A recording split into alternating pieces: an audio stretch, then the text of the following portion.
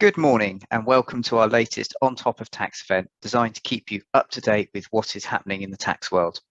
I'm Neil Brackstone, a tax partner at BDO and head of tax for the Thames Valley at the firm. I'd like to say many thanks for joining us today, and we're planning to cover three key topics. Next slide, please. We will start with an update on the recent budget and what the tax landscape potentially holds for the future. Vicky Bright is then going to discuss equity incentives and how they're being used during COVID-19. Chris Mackley is then going to look at the R&D tax credit regime and in particular the recent government consultation that's been issued on the regime.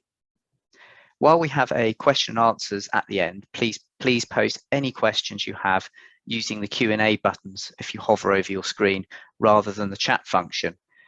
And we'll try and answer some at the end of each speaker and then some at the end.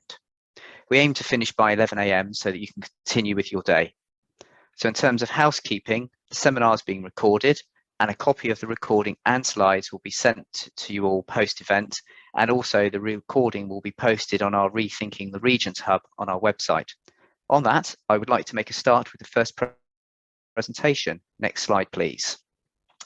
The first topic is the recent budget and tax landscape. I'll be speaking first, then followed by my colleague David Brooks, who will be finishing up the session on this one. Next slide, please. So taking corporate tax first, one of the big changes was the increase to the corporation tax rate to 25% from the 1st of April 23, which is up from the current rate of 19%.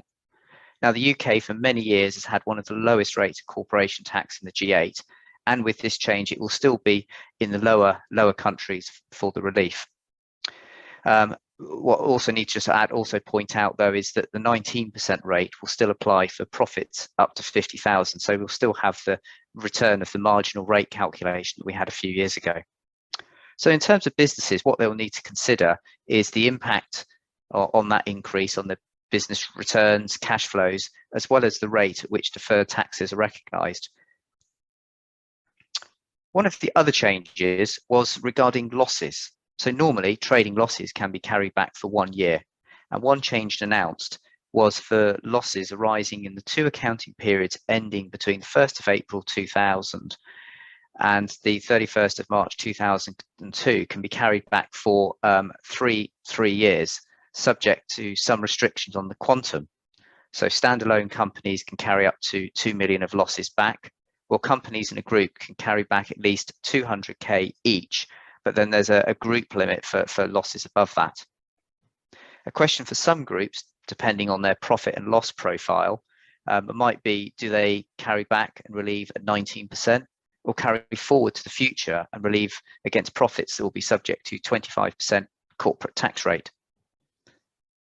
Next slide, please. To encourage investment as part of the COVID-19 recovery, some changes were announced to capital allowances. This is the relief that companies get for capital spend on plant and machinery as distinct from buildings. So one of the changes confirmed was the previously announced increase of the annual investment allowance to £1 million for expenditure incurred in the period to 31st December 21. So this will give companies 100% capital allowance deduction for spend up to £1 million on items such as desks and equipment. Any spend above the 1 million will attract relief at the normal lower rates of 18%. More interesting was the announcement of the super deduction. This is a 130% deduction for plant and machinery that would ordinarily attract capital allowances at 18%, so things like computers, equipment, desks.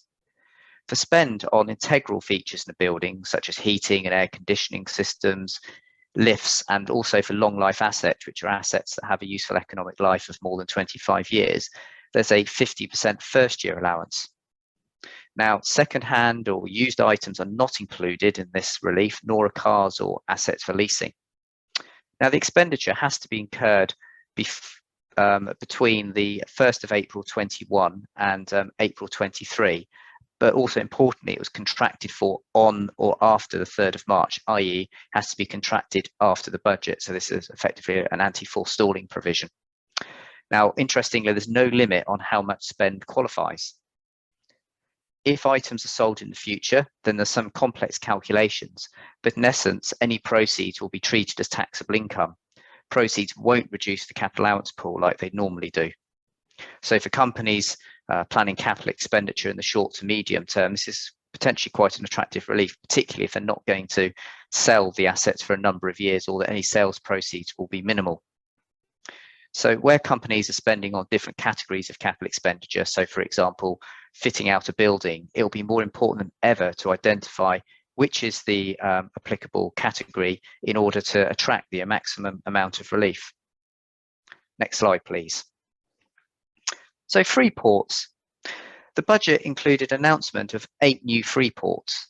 Now, these are specified areas around airports and ports where overseas goods can be brought in, and the tariffs and import VAT will be suspended unless and until such time as they enter the domestic UK market. So they're designed to help boost economic activity in specified areas and are part of the government's levelling up agenda.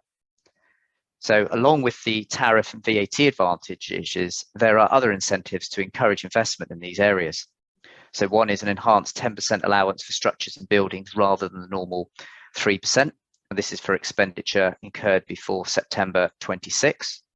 There's a 100% capital allowance for new or unused plant and machinery for the qualifying activity. Again, there's the September 26 date for that to be incurred by. Land purchases will be free of SDLT until the 3rd of September 26, but there will be a clawback if they're not used in the qualifying activity for at least 3 years. There's going to be full business rate relief for 5 years for new businesses and also for some existing ones operating in these specified areas, and also an NIC relief for employees as well. Next slide, please. So turning to some more cross-border tax issues. While we were part of the EU, the Interest and Royalty Directive applied, which meant in certain group situations, no withholding tax was due on the payment of interest and royalties to other EU-based group companies.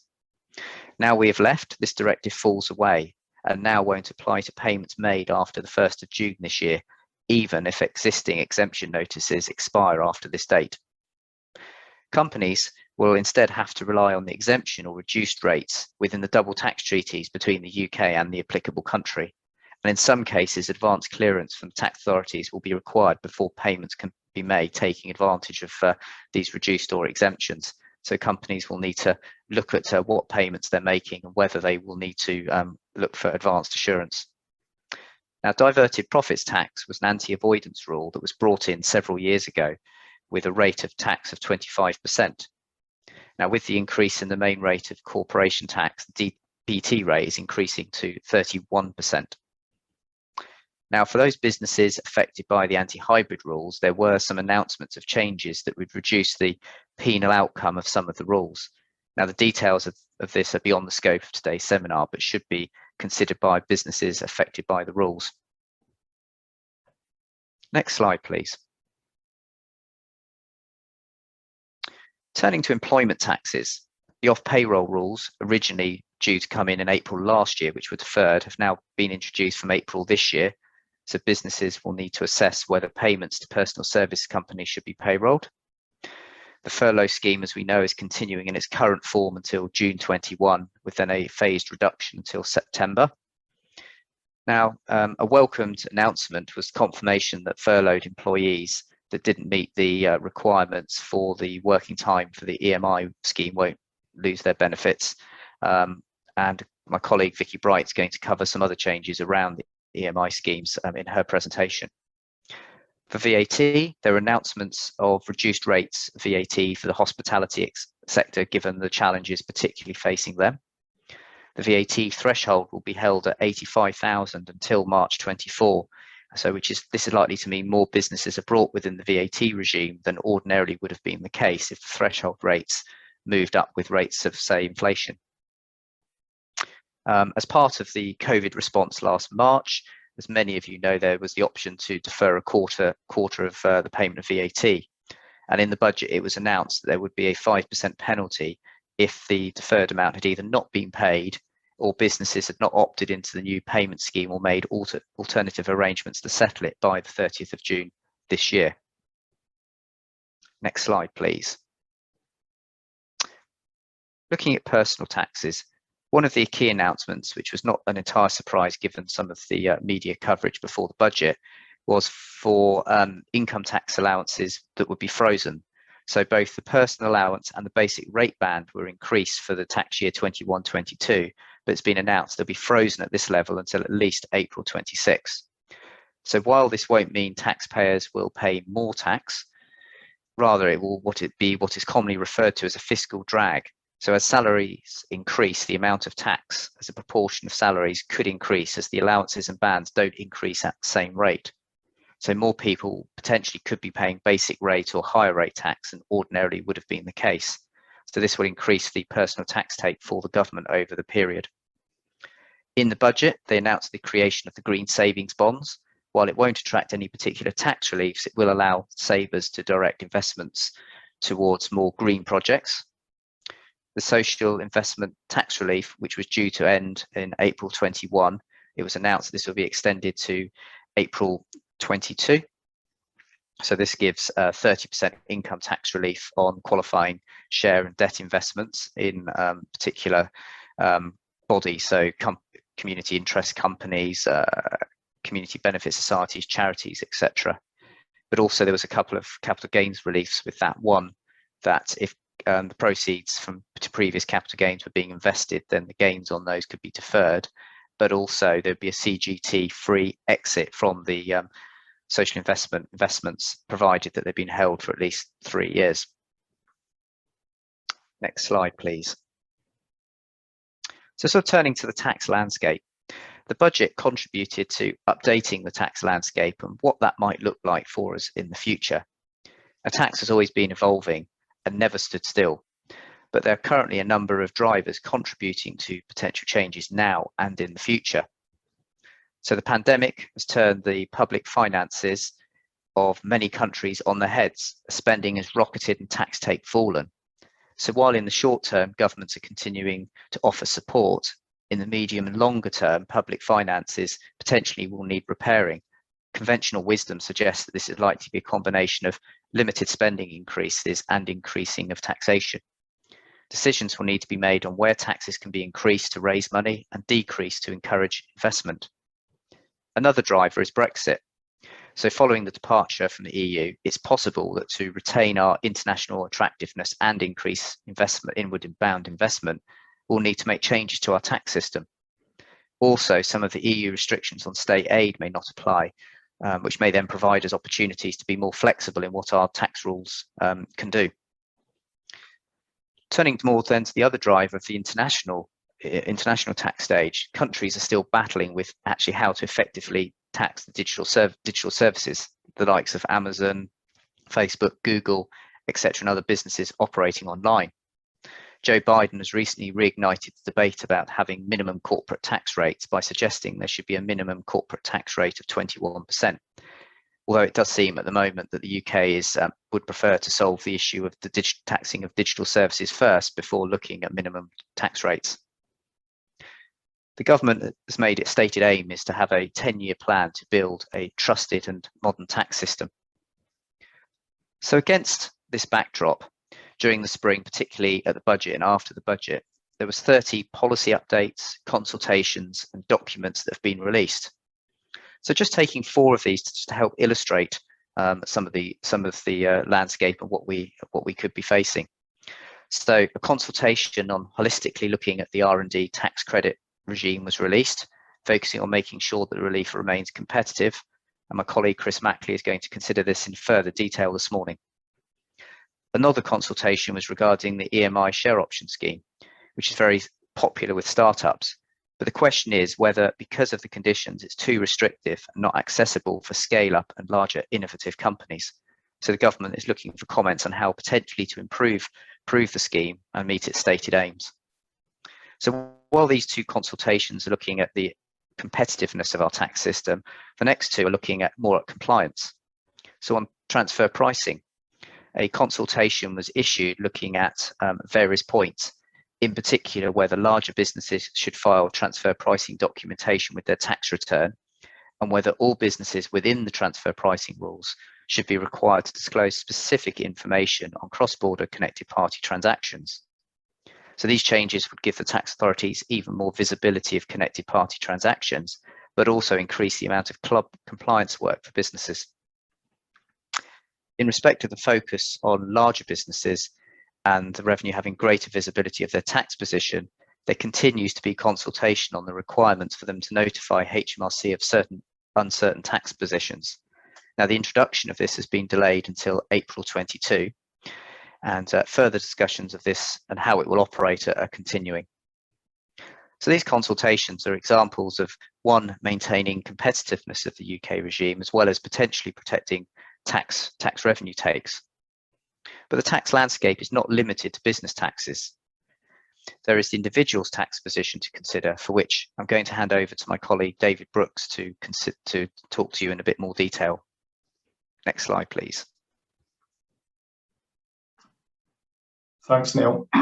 So what I wanted to talk about was what wasn't in the budget, which is just as interesting really as what was in the budget.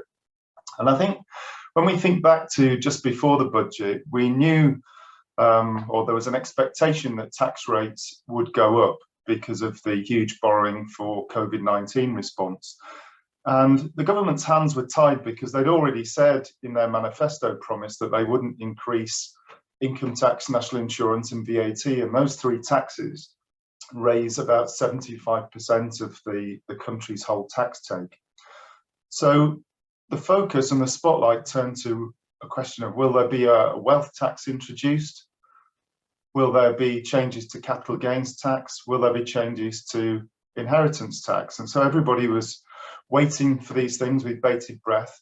And if we start with capital gains tax, I think the concerns there started even before COVID, because the budget of the 11th of March 2020, there was a change to scrap entrepreneurs relief, which gave 10 million of gains at 10%, and replace it with business asset disposal relief, which was exactly the same relief, but with only 1 million taxed at the beneficial 10% rate. And then something that really rattled business owners was in July 2020, when the Chancellor asked the Office for Tax Simplification, the OTS, to have a look at a capital gains tax regime. And that review of CGT really set hairs running with concerns about potential alignment of the capital gains tax rate up to the same rate as income tax. And I think that led to a flurry of companies being bought and sold. And whether it's an entrepreneur selling their business before CGT rates go up, or whether it's an acquisitive company taking advantage of more companies for sale, there was a lot more activity in M&A. And then when the OTS report eventually came out in November 2020, it didn't actually do anything to allay people's concerns. They mentioned that having more closely aligned rates would avoid distortions, so they didn't rule out aligning rates. They mentioned what they call income tax and CGT boundary issues. So at what point does a capital gain on shares, at what point should that actually be a reward for labour? So if you think maybe of growth shares where people, employees, pay relatively small amounts for shares and then benefit from capital growth rather than paying income tax on the growth, they were the areas that they were looking to focus on. The other thing the government don't like, and that came out in the report, was that many entrepreneurial businesses to some extent can choose their tax rate. They can pay themselves a salary in bonus and pay higher income tax and national insurance. They can pay dividends, or they could leave the money in the company, sell the company and pay a lower capital gains tax rate, or at the end of its life liquidate it and distribute the proceeds as capital on a liquidation. So there's already some concern there in government about the flexibility that some smaller businesses have. I thought it was quite worrying, though, that they made a suggestion of replacing the new business asset disposal relief with a relief aimed at those retiring. Now, for those of us old enough, we remember that there already has been a retirement relief some years ago, so that would be going back again in history. They also mentioned that if tax rates are aligned and capital gains tax rates go up, perhaps there could be some tapering introduced, some indexation. Well, again, we've had indexation before. We've had business and non-business asset taper relief before. And the whole point of Entrepreneurs Relief was to simplify that. So quite an odd set of recommendations, really, when you look at it as a whole. But it does feel that there is scope for simplifying capital gains tax. We do have 5 rates. There's a 0%, 10%, 18%, 20%, and 28%. So there must be something that could be done to simplify things. But surprisingly, there was nothing in the budget and nothing on tax day on the 23rd of March. We were expecting maybe a wholesale consultation, but nothing was mentioned. It's a similar story on inheritance tax as well. The OTS published a report in July 2019. Then there was an all-party parliamentaries group that published an IHT report on the 29th of January 2020. And points considered were things like replacing inheritance tax with a capital gains tax on death. They could also simplify things by removing exemptions. Now, for most businesses, a key exemption is business property relief, and that exempts shares in unquoted trading companies from inheritance tax. And the rules are quite generous because unquoted for these purposes includes AIM companies. And also the rules say that the company mustn't be wholly or mainly making or holding investments. And that mainly test is a 50% test. So if investment activities are, say, 40%, it could still qualify. Whereas other CGT rules, such as with Entrepreneurs Relief, you have to be 80% trading. So there could be room there to tighten the rules. The purpose of the relief really is to allow entrepreneurs to pass on their business to the next generation without a big inheritance tax bill, which would mean they'd have to sell the business in order to pay the tax. And so there is an argument for removing AIM companies from benefiting from that. But the slight concern there is that many qualifying AIM companies have investors who invest purely to get the inheritance tax benefit. So if BPR was removed from AIM companies, there's a risk the AIM market could actually crash. So quite a lot of things to think about there. One of the simple things they could do to simplify things is to remove the capital gains tax uplift that occurs when inheritance tax reliefs are given. It seems like a double benefit to get relief from inheritance tax and the base cost increase for capital gains tax. But again, nothing mentioned in the budget, nothing mentioned on tax day. And it does make me wonder whether they'll look at these two taxes together and make some big changes. It would be quite a large job, though, to make those changes, and something that would need fully thinking through. And then finally, EIS and CDIS. There's a consultation on EMI and on R&D, but EIS, which is really based on EU state aid rules, no changes mentioned, which is probably partly because of the complication with Northern Ireland rules at the moment, but nevertheless it does feel like there could be some improvements to EIS in the coming years. So I think they're the things to watch out for in future budgets. It does feel like capital gains taxes are at the lowest rate they're likely to be. I can only see tax rates going up from here, so M&A activity may well continue. So I'll hand back to Neil. Oh, thank you very much. Thank you much, David. If there's any questions, please do post them and we can cover them at the end. So next I'd like to introduce Vicky Bright, who's going to be talking about share plans and incentives. Over to you, Vicky. Perfect. Thanks very much, Neil. So morning, everybody. I'm Vicky Bright and I am an Associate Director in the Share Plans and Incentives team. I've worked in share plans now for over 10 years, most of that within BDO. And we do everything in terms of employee incentives, from valuation work, employee communication, the design, the implementation, maintaining, and then on company transactions, dealing with the ramifications of the share plans coming out and the reporting requirements. So today I'm looking at what has the landscape for equity incentives been during and coming out of COVID-19. So it goes without saying that the last year has been a challenging time for all companies, whether that's that they've had to expand and grow exponentially because they needed something during this time, or whether unfortunately they've struggled and they've needed some additional support. But all companies are looking at how to conserve cash. But while conserving cash, we need to balance that with making sure that your employees are fully incentivized and retained during this period. So I'm looking at kind of 5 key areas. So what we are seeing with current plans and awards, focusing a little bit on EMI, like Neil mentioned earlier. There's been some specific legislation brought in to cope with some of the impacts of COVID and furloughing employees. What we're seeing in relation to new incentives, including lots of queries around non-execs. A brief reminder of the share plan reporting deadline that's coming up. So the requirement to report all share plan activity to HMRC by the 6th of July. And then I thought I'd finish on a few available resources that are on the BDO website. We are, of course, available for questions today, and you'll have my contact details if you want to follow up directly. But our website has lots of information and free tools to assist with share plan questions. So next slide, please.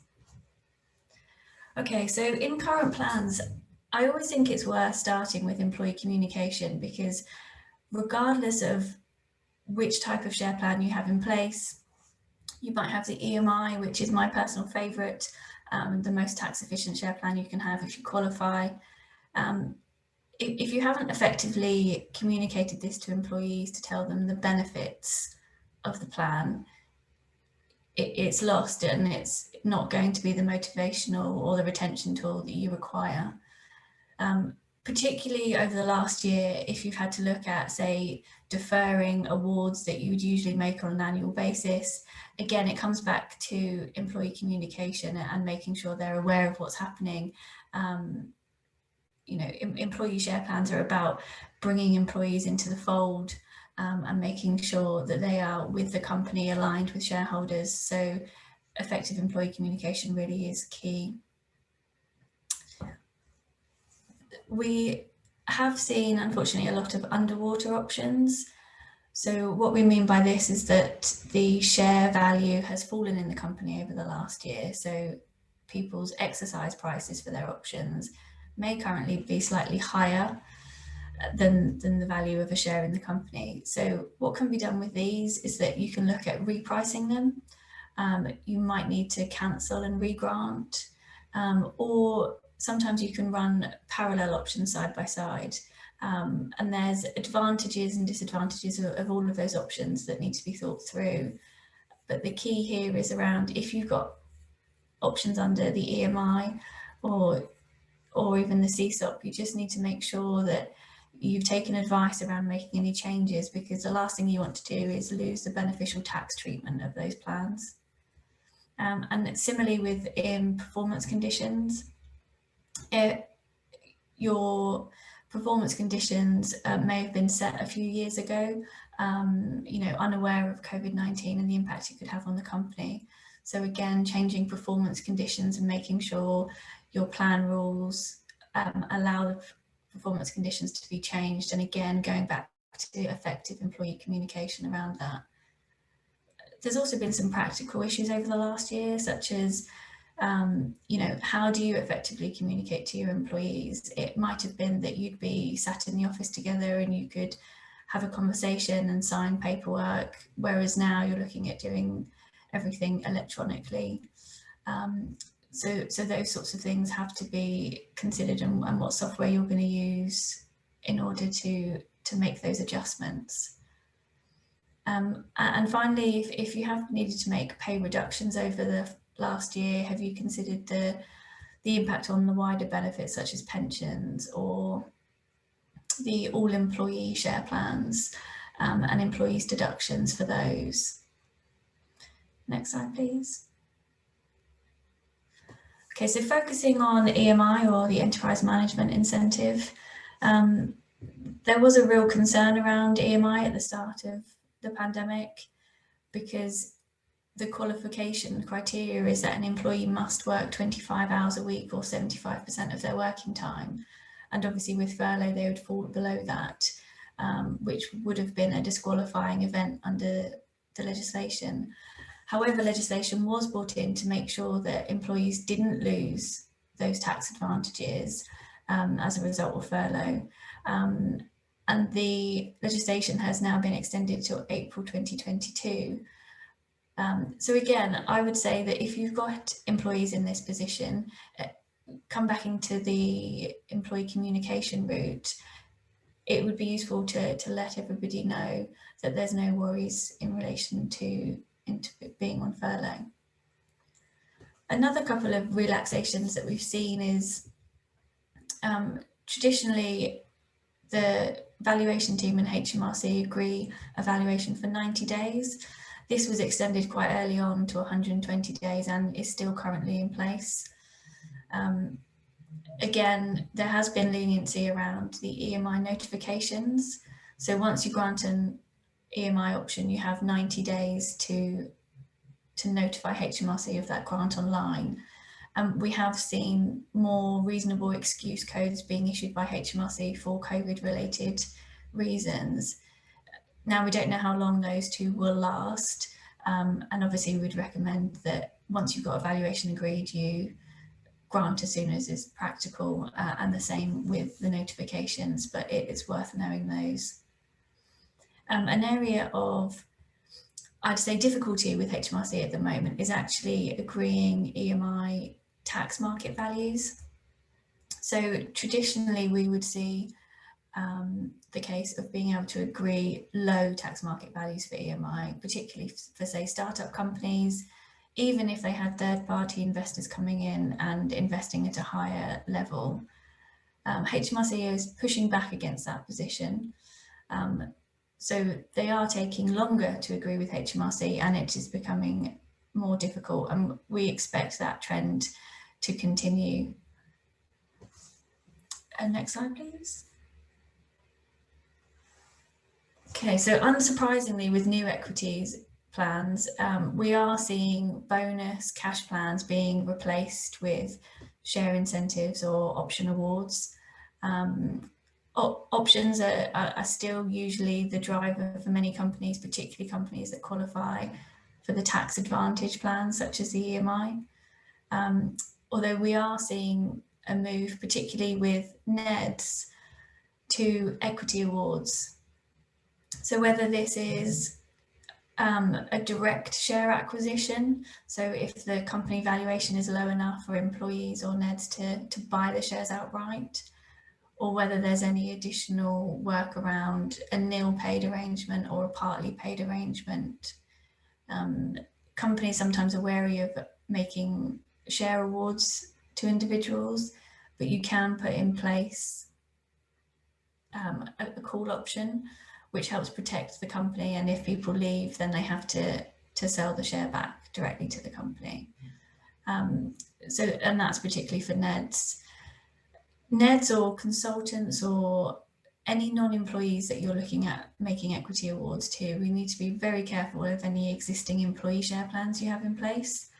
The EMI in particular, you don't want to taint an existing arrangement and risk disqualifying your EMI for any non-employee awards.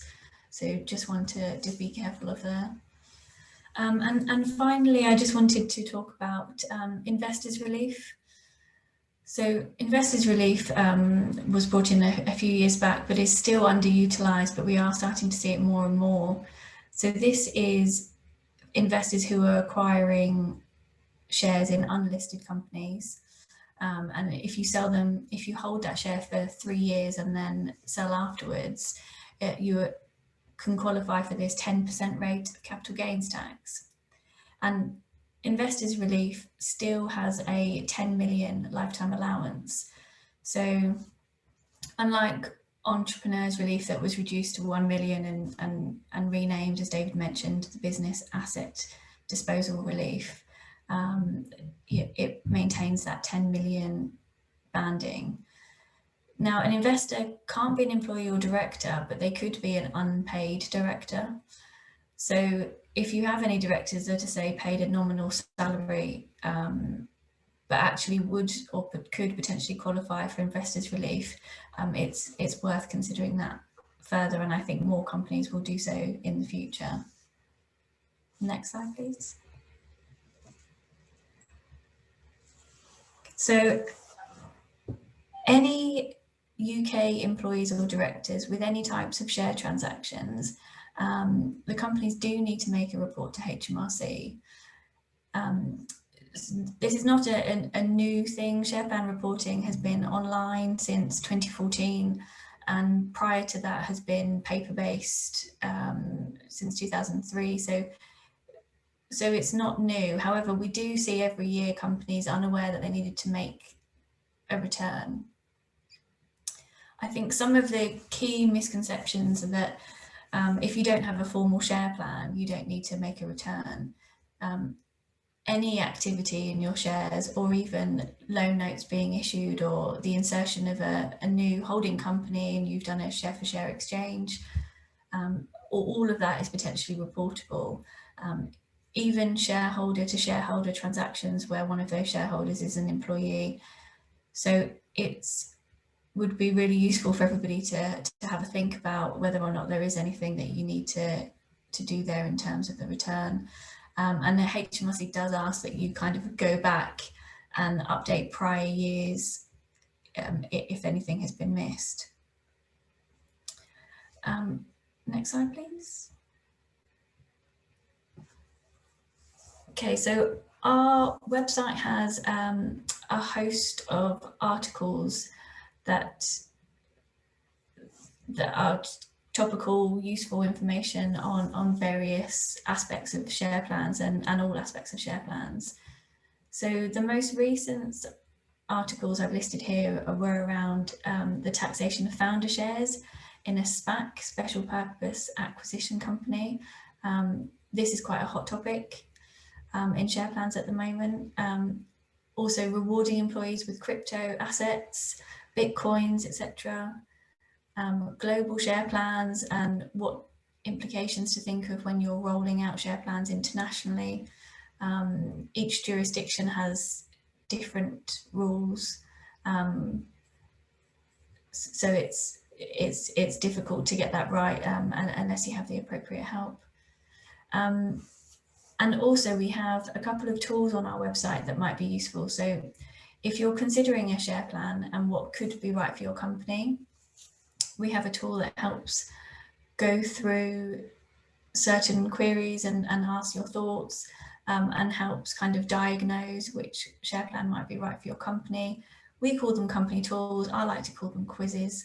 And we also have the share plan reporting tool, which goes through what have you had happen in the year in terms of company transactions, share transactions, and will help you decide whether or not you need to submit a return. Next slide, please. So as I mentioned, global equity, we have an article on our website at the moment on this, and we also have a global equity rewards app, which deals with the tax, social security and reporting obligations for a variety of equity plans that you can download for free. And you can also see all of the information directly on our website, if that would be useful. One thing on global equity I would say is that international tax authorities are really focusing on equity compliance, so companies need to make sure that they are as well. In particular, if you've got any international mobile employees. International mobile employees are also flagged up on your share plan reporting return to HMRC. We are seeing HMRC inquire more into the share plan returns than ever before, particularly where companies have gone through transactions, IPOs, and where international mobile employees are flagged. They're the most likely clients that we've seen in terms of the queries and the compliance checks that come in. Okay, so I think I will hand back to Neil. If there's no questions, and we can pick up any further questions at the end. Many thanks, Vicky. Hope you all found that a useful update on share schemes and incentives. So I'd now like to hand over to Chris Mackley, who's going to, as you can see from the screen, R&D in the future of funding in the UK. Over to you, Chris. Thank you. Great, thanks very much, Neil. Good morning, everyone. I'm Chris Mackley. I'm an Associate Director in the Reading Corporate Tax team, and I'm also a member of BDO's National R&D Tax Practice. The R&D team at BDO is around 70 strong and is made up of engineers, software consultants and scientists, as well, of course, as specialist finance professionals and tax accountants. Our clients range from large corporates through to smaller owner-managed businesses, including those backed by private equity. We work with companies across a wide variety of sectors, helping them to access innovation incentives from the government. Okay, next slide, please. So today I'd like to talk to you about the future of funding for R&D tax credits in the UK, but I first would just like to start with a quick bit of background and context just to set the scene, as it were. So the UK R&D tax relief scheme has been around for about 20 years now. It was originally brought in to stimulate investment in innovation with the ultimate aim of increasing GDP and creating jobs. There are currently two separate schemes in the UK, both designed to reward companies that seek to achieve an advance in science or technology. SMEs can receive a tax credit of up to 1/3 of their qualifying expenditure, whilst for larger entities, the relief is around 10.5%. The amount of expenditure and relief claimed by companies over the past 20 years has increased exponentially and is still on an upward trend. According to HMRC statistics, in the 2017-18 financial year, UK companies incurred around 35 billion worth of qualifying expenditure in that year, with the government handing out around £5 billion worth of tax relief. According to HMRC, the largest sectors for R&D claims are manufacturing, professional, scientific and technical, and information and communication. Now, there's no surprises there perhaps, but what is interesting, I think, is that around 1/3 of all claims actually fall outside of those more obvious sectors and cover a wide and perhaps less obvious range of industries, for example, construction, waste management, and agriculture, to name but a few. So I think this demonstrates how widely the current definition of R&D is drawn, and this is a point we'll come back to later on. Okay, next slide, please. Now, before we move on to talk about the future of R&D in the UK, I would quickly like to just draw your attention to one important change to the existing scheme for SMEs, which came into effect on 1st of April 2021. Now, very broadly speaking, HMRC have introduced a cap on the amount of tax credit payable to loss-making companies in some circumstances. Now, there's quite a detailed calculation to determine whether a company is subject to the cap, and there are also some exemptions which can apply. I don't propose to look at this in detail today, but rather just raise an awareness. And if anyone has any questions, then please do get in touch with me afterwards, and I'd be very happy to discuss further. Essentially, though, the cap is designed to prevent abuse of the scheme. In particular, it will affect those companies which are offshoring a lot of their R&D expenditure to overseas subsidiaries. Given that the original intention of the scheme is, of course, to increase GDP and create UK jobs, these changes have been broadly welcomed by most in the industry. Okay, next slide, please.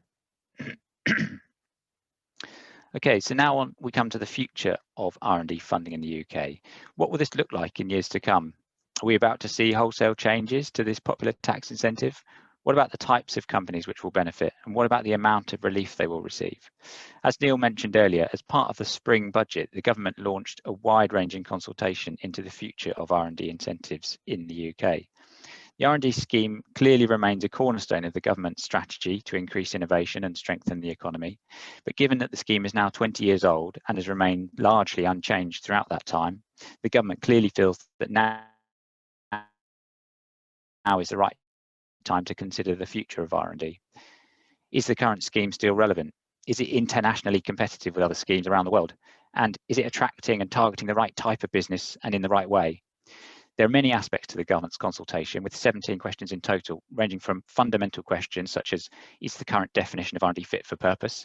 And should the two existing schemes be consolidated into one? Through to much more complex and nuanced issues such as whether the amount of relief should be linked to a company's location or even its social and economic values. The sheer breadth of the consultation really does give us the impression that this could signal a major overhaul of R&D tax relief in the UK.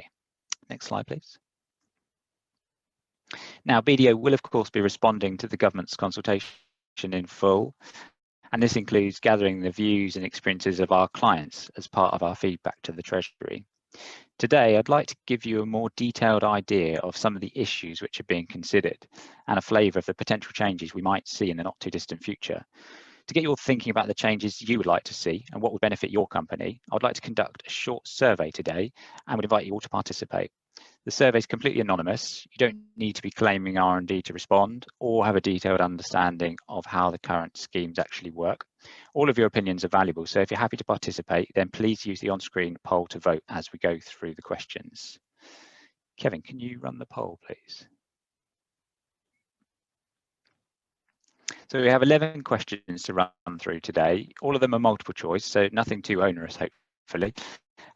All of the questions are essentially paraphrased from those which have been raised in the consultation document. So these are all issues which the government are genuinely considering as potential changes to the existing regime. Okay, so hopefully you should all see on your screen a question with voting options below. For the purpose of the recording, I'll read the question and the various options and also the results for each question in the poll. Now, I'm conscious we're coming up to the hour mark fairly rapidly, so for each question, we'll just leave a few seconds for everyone to respond.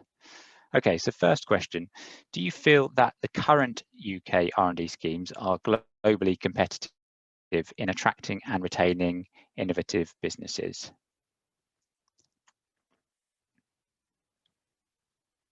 So I'll just give everyone a few more seconds. Okay, Kevin, can we see the result, please? Okay, so around 2/3 saying yes, and only a few saying no, and some don't know, not applicable. Okay, so that's interesting. And clearly, the government wants businesses to consider the UK as a potential base for their R&D operations. So maybe there is a little bit of work for them to do here, but looks like they're doing fairly well in your opinion at the moment. Okay, let's move on to the next question.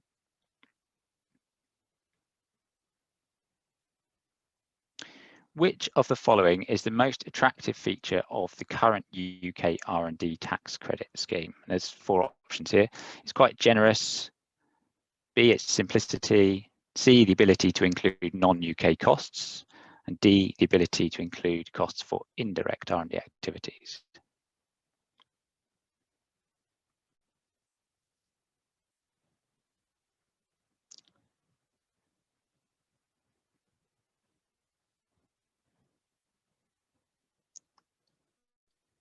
Okay, should we have a look at the result?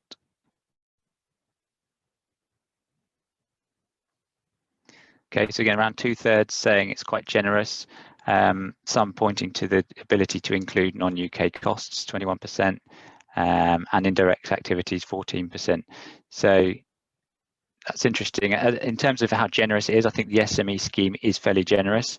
The larger company scheme is perhaps eclipsed by some of its international competitors. So it'll be interesting to see whether the government actually decide to increase the benefit of the larger company scheme going forward. Okay, next question, please.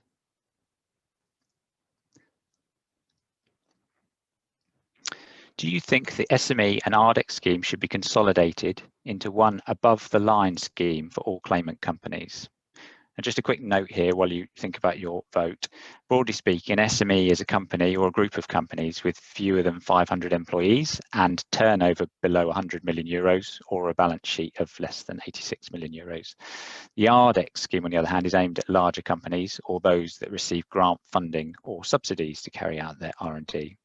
And above the line here refers, of course, to the fact that under the RDEC scheme, a company receives a taxable credit, which is recognised as income in the company's accounts, thus boosting its EBIT position, which is a key measurable for some entities.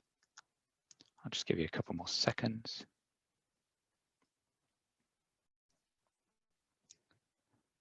Okay, let's have a look at the result, please. Okay, so 36% saying yes, 50% saying no. Okay, so fairly even split there. Okay, next question, please.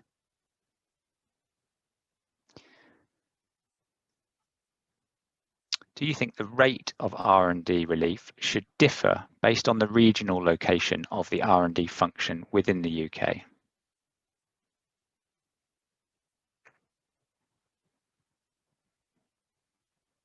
Just give you a couple more seconds.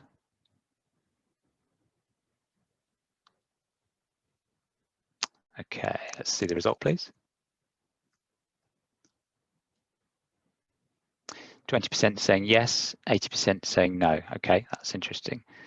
It will certainly be interesting to see in practice how this might be measured and implemented if the government did look at this, especially given that over a third of companies have their registered office actually in London or the South East, even though their physical operations might not be located in those regions. So that'd be an interesting one to watch. Okay, next question, please.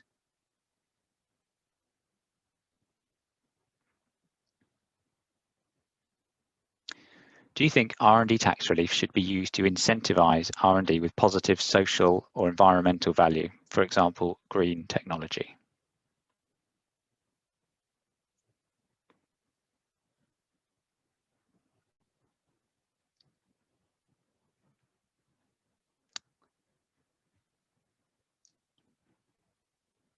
Okay, should we have a look at the result, please?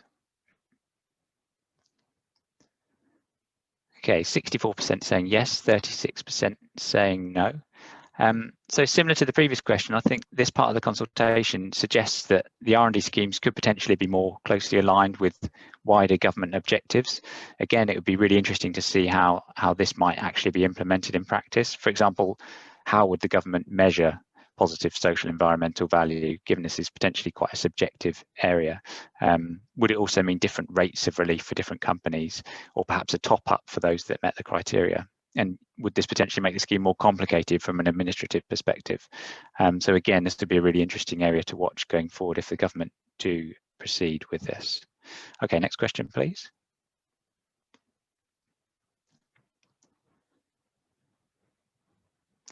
Do you think the current definition of R&D accurately reflects true innovation?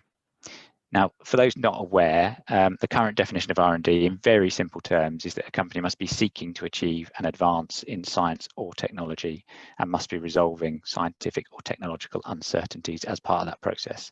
So this can actually be quite broad ranging and apply across a number of sectors, as mentioned earlier. So do we think the current definition accurately reflects true innovation?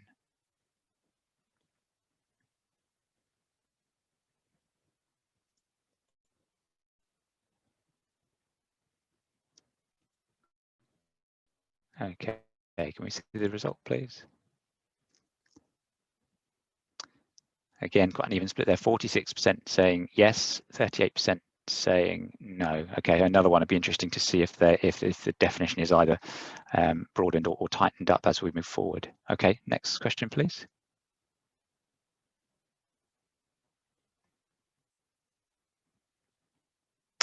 Which of the following best describes why you might use an R&D agent to help prepare or submit your R&D claims? A, because the claim is more likely to be accepted by HMRC. B, because you require support in understanding the tax definition of R&D and how it relates to your business. C, due to the company's lack of capacity to prepare its own claims internally. Or D, perhaps you don't use an agent to prepare R&D claims.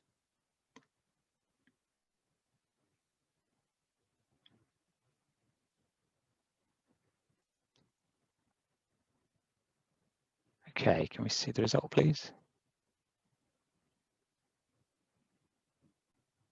Okay, so 20% more likely to be accepted, 53% support in understanding the tax definition, how it relates to our business, and 27% lack of capacity to prepare the claims internally. Okay, thank you. Next question, please.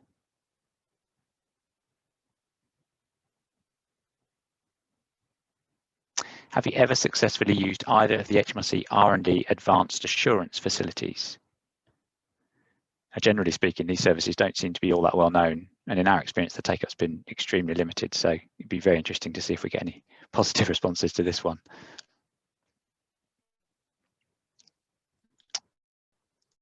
Okay, should we see the result, please?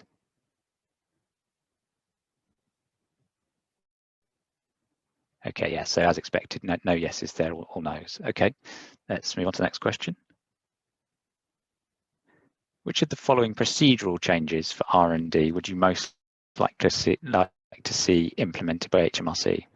A, the ability to make live R&D claims on a quarterly basis. B, another option could be an online portal for submitting R&D claims outside of the corporation tax return. C, perhaps you would like to see commitment from HMRC to process RDEC claims as quickly as SME claims.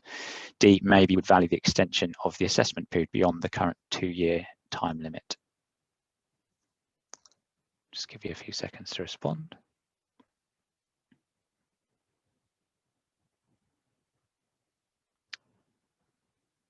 Okay, can we see the result, please? So 27% for A, 36% for B, 9% for C, and 27% not applicable.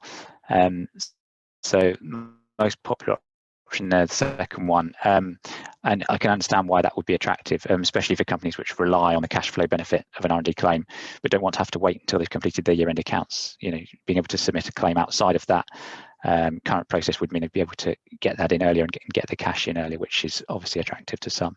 Okay, next question, please. Which of the following would you most like to see added to the qualifying cost categories for R&D claims? A, cloud computing storage.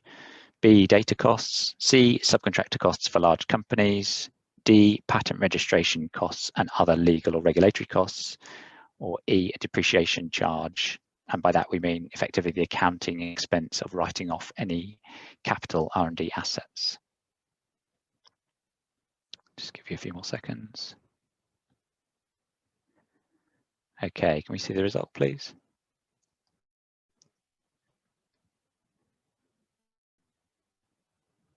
Okay, so the most popular answer there, 45% subcontractor costs for large companies.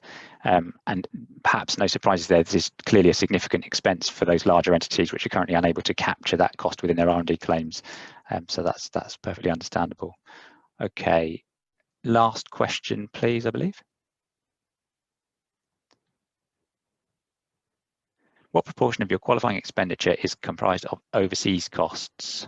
Over 50%? 25 to 50, below 25.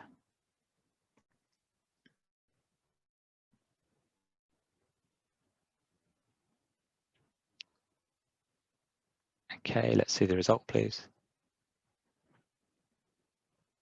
Okay, so lots of 69% there below 25%, but they're 8% over 50%. So that's interesting. As we saw earlier, the ability to include overseas costs is one of the attractive benefits of the UK scheme. So it'll be interesting to see whether that's something that the government decide to retain in future.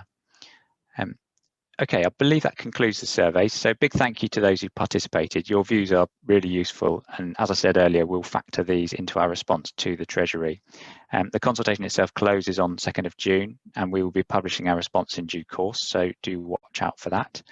And that's it from me today. Neil, I'll hand back to you. Thank you very much, Chris. We've just got one question R&D, but what I might do is just ask if anybody's got any particular questions, please post them and we'll just pick them up after the end of the seminar today. We'll stay online for a few minutes just to answer any questions people have got. I'm just conscious we're just coming up to the hour and we don't want to hold you up to the day. So what I might say is, thank you very much for joining us and hope you found it an informative seminar. While the budget contains some changes, as you can see, there's potential for some further significant changes in the future. As business continue to invest and grow for the future, equity incentives can be at the heart of the strategy for incentivising employees. And Vicky talked through certain aspects of that, and also the material that we've put available for you to just keep you up to date with changes that are coming and things to think about. But also, you're just finishing up there with R&D and thinking about how we can make our R&D regime potentially more competitive, more attractive for the future. And I really do appreciate you spending the time to help us answer some of those questions, because that really does help formulate the thinking around this area. As I said at the outset today, the seminar is being recorded and we'll circulate the recording plus the slides post-event. As I said, if there's any questions, please post them and we'll answer those afterwards. On the next slide, I think we've all included the contact details of all the speakers today. So on that note, I would like to bring today's seminar to a close and wish you all a good day. And for those with any questions, please feel free to stay on and we'll answer those. Thank you.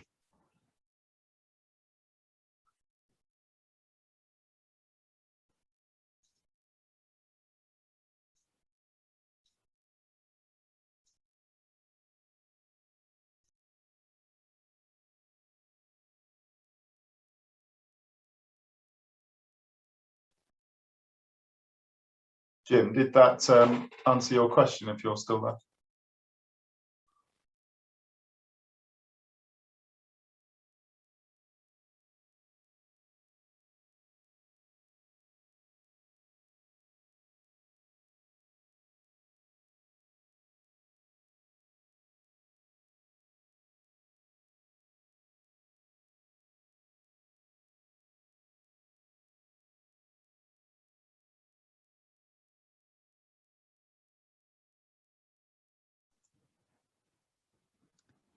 So Jim, I think if you're still on the line, I can see the question there in the chat. Where does the 33% SME scheme benefit figure come from? So that's an effective tax rate. It's possibly easiest to just give you maybe a quick example to explain how that comes about. That's the maximum relief you can receive as a loss-making SME. So as an SME company, if just to do an example, if you had effectively say £100 of R&D expenditure, you receive an uplift of 130%. So your total R&D expenditure in your tax computation is actually 230%. The £100 plus the £130 uplift. So that £230, if as a loss-making company, you can either carry that forward and offset that against future taxable profits, or alternatively, you can surrender it for a tax credit at 14.5%. So if you do the calculation, £230 surrendered at 14.5% comes to £33 and 35 pence, I think is the exact amount. So it's around 33% is the effective benefit. Hope that answers your question.